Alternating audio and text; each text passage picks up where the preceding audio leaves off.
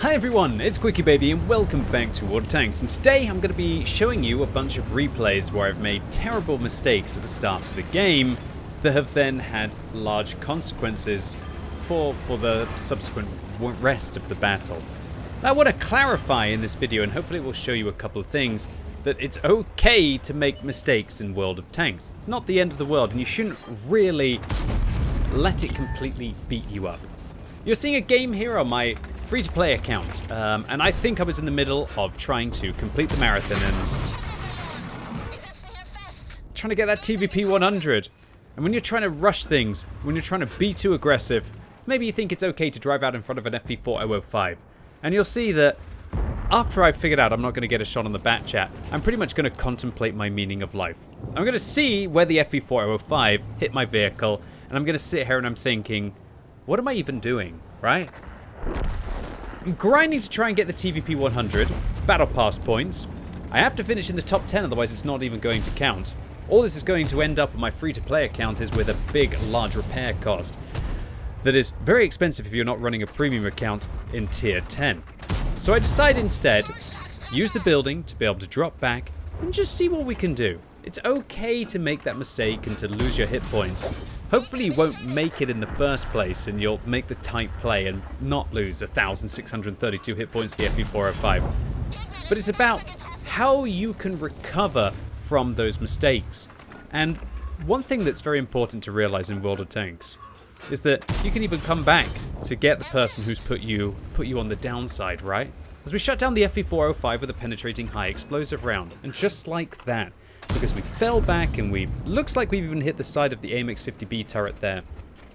It's very important to realize that as long as you've got a single hit point, your vehicle is, unless it needs to survive a hit, just as dangerous as when you have all of your hit points. Of course, if you're ammo-racked, you've got a damaged gun, a few other things with the vehicle, then yeah, that will definitely impact your tank's performance. Right now, we've just managed to get rid of the FV405. We're trying to hunt this AMX-50B, who I'm hoping is going to come around the corner. And I'm thinking, well, maybe I should go for this bat chat instead. So we're going to wait for the ambush shot here. Hopefully this one will roll good, because he's got 800 hit points. And woof, that's a spicy roll. 490 out of 420. Means it was almost guaranteed to be able to take out the bat chat with the next shell. Or actually, we are guaranteed to take out the bat chat with the next shell, because the 420 alpha damage could be 105 damage lower. 50B doesn't manage to see me there because I'm actually running an exhaust on my Leopard. I'm using a gun ram events and exhaust for a Himmelsdorf map. So that allows me to be able to get those kind of sweet spot engagements against vehicles where I can see them and they can't see me. And trust me, when you're playing without premium consumables, you need to try and have every advantage that you can against players who sometimes will be. So we've managed to recover ourselves in this game, picked up a couple of kills, harassed that bat chat, stopped them from being able to make their way down this flank. 2,800 damage and 300 assistance. It's not the best game I'm ever going to have for the Leopard, but considering, make a little bit of another mistake there as I drive around that corner, worried about hunting that bat chat. But considering what a disastrous start this game was, because we didn't roll over on our flank, and because we didn't enable the enemy team to just make their way straight in towards our base, we actually just got a big amount of assistance there as well, with 700 spotting against the Leopard. We've ended up with 3,900 combined. And as you're going to see as the battle goes on, because we didn't roll over on our flank, and because we had that kind of will to survive, and that desire to be able to make up for our mistakes, that we've done enough to be able to hold that flank, and our team are going to end up finishing off the Kranvang in a fairly close game. 4,500 hit points left on our team. And while I'm not saying that I was the reason that we won this game, because I decided to start playing after I got hit by the FV405 like a slap to the face that kind of woke me up. To all intents and purposes, even if I did nothing, maybe my team, who were obviously very good, would have been able to take this one down. There's no doubt that this kind of an impact, when you're a one-shot, can really still give your team a little bit of a better chance of taking down the battle. And it's certainly a lot better than just kind of being in that situation behind the building, feeling a little bit sorry for yourself and not doing anything more. Let's follow it up with a game on Moravanka, and I want to highlight that I'm going to be using vents, a commander's vision system, and vertical stabilizers on this tank. Now, that's a luxury that I can afford because I'm using a premium consumable and because I've got recon and situational awareness on my TVP. So that means that I can get about 460 meters view range, even with reducing by taking one of the final field mods to up the top speed limit of this vehicle to a very tasty amount. So I'm going to use my speed to be able to rush into the middle of the map because I believe that contesting the center is the most important thing to do. I'm going to put one round into the EBR, try and look for a second round, don't manage to hit it, and oh dear, all of the enemy's tier 10 mediums are going to be up on this plateau, and they're not trying to contest the woods at all, and just like that, I'm getting nailed by a char, nailed by a leopard, nailed by, to all intents and purposes, another leopard, unless they just decided to fire gold rounds with their second shell against us. We're down to 159 hit points, and only having dealt 945 damage in this game. It hasn't gone very well. I really wish that somebody else had managed to hit that EBR, and unfortunately it doesn't look like it's going to be mine, as our EBR falls without doing any damage to the enemy's light tank. In my opinion, contesting that location of the map is the most important thing that you can do as a light and a medium, but unfortunately it looks like just no one else on our team had any clean shots on the enemy EBR. Maybe because we didn't have any medium tanks that were making their way up there. Anyway, we've made a mistake, or at least we've got burned trying to make a play that we thought would be useful. What can we manage to do after that? And what you're going to see in this replay is that, again, you don't need many hit points, if any hit points, to still be useful if you can work on the fringes, if you can work the bushes. And I also really want to highlight in this game as well just how darn useful a commander's vision system can be for all of your spotting goodness. There's one thing that I've been finding recently is that for bushy maps like this, a commander's vision system about 460 meters view range is an absolute blessing. It's a complete sweet spot. And while you can try and pump up your view range to probably the 460 to 500 mark if you really want to, and take coated optics in addition to the commander's vision system, I've been feeling that at least for me, and what I've been able to find, that a commander's vision system of 460 meters view range feels to me to be an absolute real sweet spot. So we're going to be the second player to hit that EBR. We're going to get spotted, maybe by the 60 TP or maybe by the EBR, who's probably going to be set up with vents, coated optics, and a commander's vision system on the very view range limited French light tank. So their EBR has now decided to go behind the building, gets hit there by what could be a Type 61 or a TVP. I'm trying to feather a couple of shots out there to see if maybe I can be able to get him as he comes around the corner. But no, the EBR is well and truly dug in. But this game is already starting to look better. Considering that we only had 159 hit points and we were put 3 shots in, now we're up to 2,400 damage and 190 assistance. And that was because of that delicious full magazine that we put in against the UDES 16.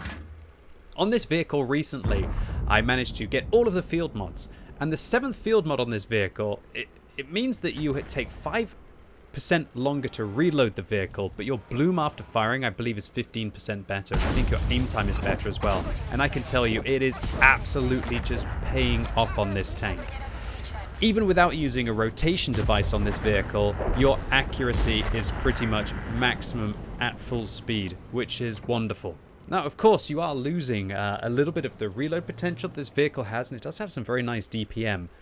But I just feel like being able to deliver that clean mag and to free up another equipment slot to use an accuracy device instead of a rotation device seems to be really helping on the TVP. And I'd say, all in all, you go watch my other TVP videos if you want to know more about this vehicle. I'd say that this tank is probably my favorite auto-loading tier 10 medium. I think it's better than the Progetto. I think it's better than the Batchat. It just feels so darn good. Maybe it's not going to be the most competitive tier 10 tank you'll ever play, but I think just for raw firepower and that feeling of just being able to dump out entire magazines on unexpected targets, or even targets that expect that you're about to dump on them and they can't do anything about it, there really is no substitute for the TVP T50/51. So, full disclosure, right now I alt-tabbed to be able to handle something on my desktop, and unfortunately you'll see that it looks like I'm spotting that leopard to the side. Yeah, I get 515 assistance while I'm on my desktop, and we are able, I'll just show you where we're actually managing to spot through here. We're seeing these leopards through all of those trees, through all of those bushes, with the 460 meters view range and the commander's vision system.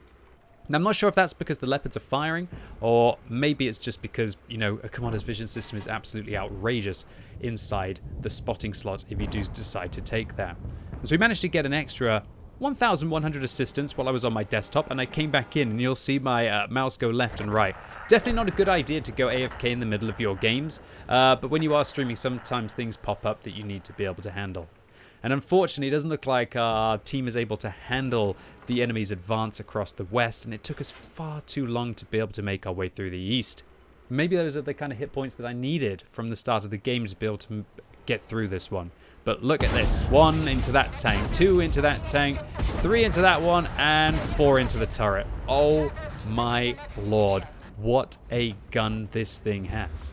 And now we're up to 6,000 combined. We've turned our 159 hit points and the 900 damage that we dealt up to 4,200 damage and 1,800 assistance. Now, this can really help for players out there who definitely are trying to win games, because damage does win games. There's no doubt that damage does win games.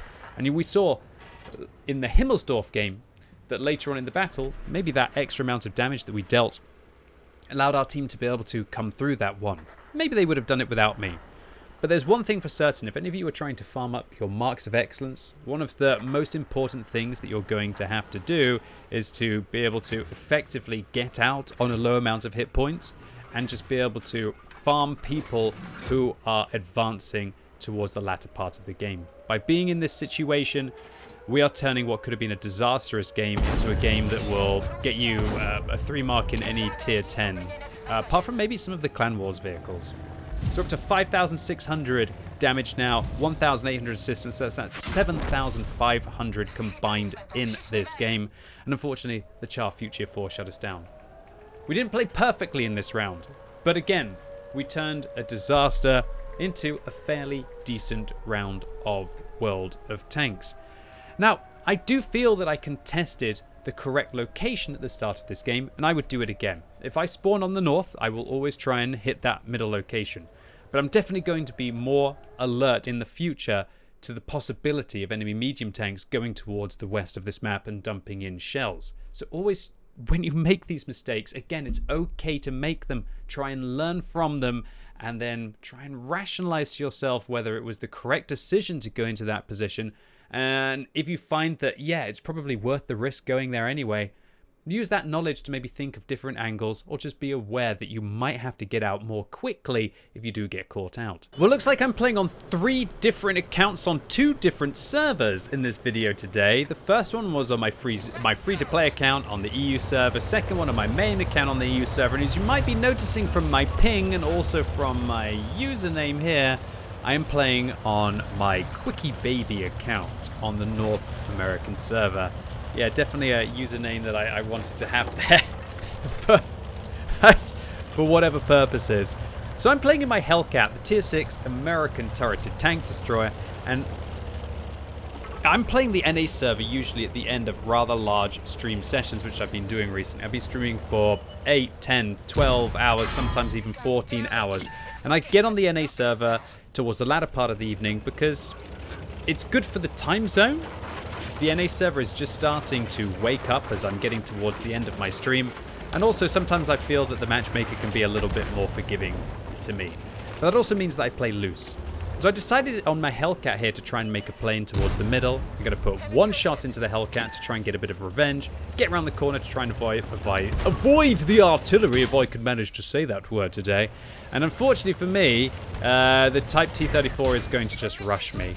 And I'm down to 196 hit points, 118 hit points, and luckily I managed to fall off the slope. And just like that, what have I even achieved this game? I've managed to lose 80% of my hit points, and all I did was put in a single shot into a Hellcat. Now, you could argue that maybe if I'd managed to hit the Hellcat with my first shot, and maybe I'd managed to avoid theirs, then I would have been able to win that position. But really, in retrospect, I just feel like this is laissez-faire tired QuickyBaby at the end of a long streaming session, kind of just wanting to try and charge into an overly aggressive position to try and see if I could get fortunate. And what you're going to see in the second half of this battle is I'm going to go away, lick my wounds, and still try and see if I can have a good game. And that's something that I guess you're seeing 3 replays of here. Now, I am obviously cherry-picking these games. It's not like this always happens. For every time that I play aggressively, I'd say maybe 1 in 5 times I'm going to get burnt, maybe even 1 in 4 times. What you're seeing is a selection of games where I went in, it didn't quite work out for me, but we've managed to get away and still be efficient. I just thought it'd be food for thought. And also I want to try and make a final statement on my play, because that's one of the most important things that you have to do. You always have to think about your plays and whether they were efficient and whether you made mistakes or not. It's for the players out there who want to try and get better at the game. If you're just having fun and you're having giggles, well, you're already winning the game whether you're winning or losing in the post-game stats. Just enjoy. This is one of those videos for people who sometimes they want to critique the way that they play to be able to try and make better decisions. So I managed to spot the T-34 in the middle here, and I'm hoping that I can be able to get a shot into the Dicamax, but I don't even really need to fire as the Stug 3G manages to shut them down. So I'm looking for the STRV M42. Luckily, my shell manages to go clean, and this is where the Hellcat is just such a beast. With binoculars, you can see everything. You've got a lovely 90mm gun, and while it's probably not the most accurate thing that you're ever going to use, it hits hard, right, for a Tier 6 tank destroyer. Not nearly as hard as an SU-100, but the SU-100 doesn't have the luxury of a turret, doesn't have the luxury of being able to get everywhere. And that was actually a real feels-good moment. That was the Hellcat that harassed me early. And I'm going to decide to fire at this IKV, and I know I'm not going to get spotted. Because it's a Swedish tank destroyer, and unless he's using coated optics, I think that one's got about a base view range of 330 or 320. I really didn't think that they were going to be able to see me at all.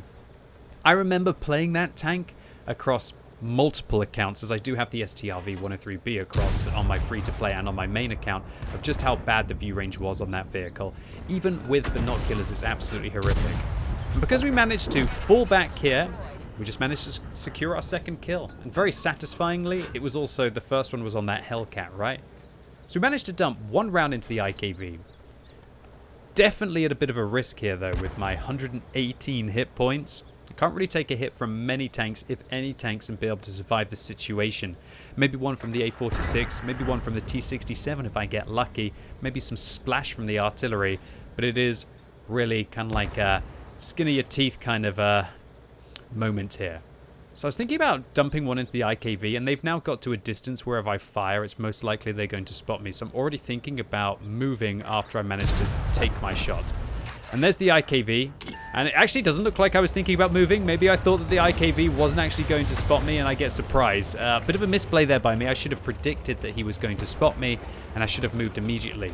I'm quite lucky that the Wolverine or the T67 or the 3 artillery didn't manage to bag me, and I'm going to have to fall back to create more distance. I feel like that's the only way I'm going to get through this. And what the actual hell is this? An A46 and a T67 in possibly one of the most bizarre locations I've ever seen. I don't think I've ever seen 2 tanks sitting in this location before, but they managed it, and they are bombing it towards me with fury right now. Now, I'm very lucky that I didn't die to the T67. It really shows you how much this is a game of margins with regards to your hit points, and I've got 6 hit points left to spend. But we are up to 3 kills and managed to get nearly 900 damage here. So it's all about just trying to create distance. I'm going to ramp up here. I've got to turn my tank towards an angle and wiggle my tracks to be able to manage to get up the slope. If you're wondering what I'm talking about, wiggling your tracks, if you turn left and right as you're going along slopes, it can actually give you traction to be able to get up slopes that you otherwise couldn't in World of Tanks, so use that to your advantage. And that's just literally like holding your W key and alternating between A and D to be able to keep your traction going. Okay, so we're going to get ready and take a look at our escape route, which is going to be down here, and try and get a shot. But unfortunately, I'm going to have to turn my Hellcat slightly to the side here. So do I get spotted by the A46? I don't. We're going to try and shoot this T67. My gut instinct was to just shoot at them again, because I really don't feel like if I don't make kills that we're going to be able to get through this one. Now I'm thinking about escaping, and yeah, we're going to go for it. Luckily, we managed to get down there slightly sideways, so we don't take any damage at all, and I'm hoping I can get into position to be able to put a round into the A46, or maybe even to finish the VK. The VK fired at us once. I don't think they can manage to see us anymore, so we're going to sit still, activate our binoculars, and unfortunately we can't manage to quite see that VK3001. Maybe that's because they were sitting still. When they move, their camera rating gets less, and we shut them down. And we're up to 5 kills now with 1,500 damage. Definitely not an incredible game for the Hellcat, but considering I pretty much started as a one-shot after my failed plays in the middle of the map, yeah, I'm still pretty chuffed with it. Alright, so that T-34 seems to be getting into position. I don't think I'm going to be able to hit them. Maybe if they come around the corner I will be able to. What's more important is maybe hitting this A46. So we're going to fire. Woo! That was a spicy shot at the A46 on the move. Might as well take all my chances. The player wasn't going to be able to spot us, so every shot counts when you've got to try and... When you're only a one-shot, and you've got to be able to try and remove your opponent's hit points. And that's really where I want to circle back to with what I want to talk about today. And that is that if I had maybe played more sensibly from the beginning of the game, and I had my hit points, I would be able to invest them better in the latter part of the game. Boy, if I had 500 hit points now, I could be able to use them to tank the T-34, put a couple of shots into them. I wouldn't worry about being ambushed by the Wolverine, and I could make more confident, aggressive plays. I'm going to be using this high explosive round to hopefully be able to handle the artillery on the enemy team. I'm just praying that this Griller is still in this location. I'm hoping that the MT-25 will stay away from the Type T-34. Doesn't look like that's the case. The MT-25 actually decides to zerg the Type T-34, but I guess in that situation you have to, because otherwise the A-46 is going to arrive. And I'm just hoping that the MT-25 gets a few shots in while I try and take the RNG out of the game. So in retrospect, maybe I could have gone and tried to work with the MT-25, but really, how was I to know that the A-46 and the Type T-34 would be able to find them? Maybe they would just kite around the map, maybe they would go and cap, and I wanted to try and take my opportunity to be able to get the artillery. So I'm going to change from an HE round now to an APCR round, because I don't think that the artillery is going to be the next thing that I have to shoot, and now I'm starting into getting into dangerous territory of shooting the Wolverine or the A-46. But I want to double down on what I was saying, and that is that if I hadn't lost those hit points earlier on in the battle, maybe I could make more plays with them later on in the game. World of Tanks is this amazing balancing act. You have the games which are very quick and are going to be heavily won for one side or another. And in those kind of games, you kind of want to get in and just spend your hit points as quickly as you can. And then you have another set of games. You have another set of games where they're really close, and you kind of really wish that you had your hit points from earlier on in the battle that maybe you squandered to be able to use later on to be able to make better trades.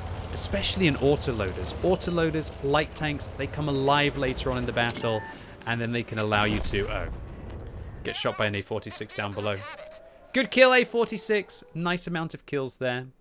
Spadaline, if that was your name, of the NA server, managing to secure 5 kills, and my frag to boot. And autoloaders and light tanks are those kind of tanks that do very well later on in the battle when there are much less hit points on the enemy team, and you have more opportunities to either one-shot tanks or two-shot tanks, or be able to dump out an entire magazine, and they can't survive. And so I really wanted to say so many things with this video. Number one, it's okay to make mistakes in World of Tanks, as long as you learn from them. Try and figure out whether that play was too aggressive. Try and figure out whether that position that you went into was vulnerable from too many locations. And secondly, that if you've made the mistake, just try and recover, and you'll be surprised what you're able to do when you have that kind of fear that you might be taken out, or definitely will be taken out with the next shot, that suddenly you start to play properly, so to say, and not take any risks. Almost like a bit of an adrenaline rush naturally. Recognizing when your destruction is imminent and being able to get to safety, as long as you're not abandoning your allies and causing their death in your place, can massively increase your win ratio, or maybe just your damage and your spotting, even in a loss, to be able to work for things like marks of excellence.